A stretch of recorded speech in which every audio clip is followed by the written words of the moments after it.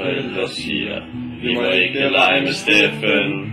Alle børn slemme fyre, der aldrig går i skole. Det er det samme, alle vores forældre siger. Ikke lege med Steffen, tænker kun på druk og piger.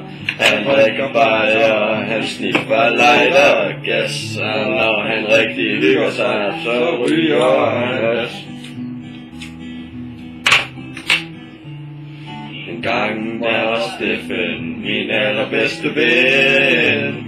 Nu må jeg aldrig lege med ham igen, for min mor, hun syntes bestemt han var en bisse, da hun hørte ham slås på en fest uden fisse.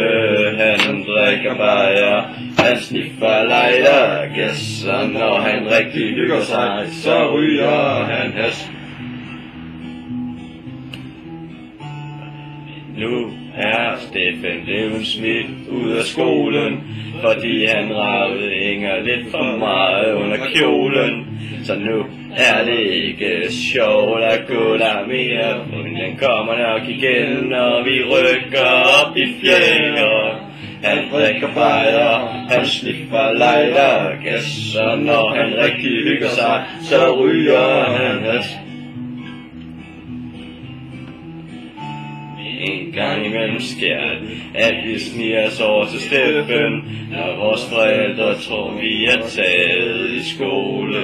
Og så kan I tro, at der sker ting og sager, for vi drikker ikke kogevatten, spiser ikke kransekager, nej.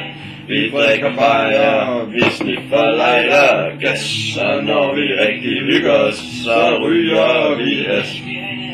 Vi drikker bajer, vi sniffer lighter, gasser, når vi rigtig hygger os, så ryger vi hash.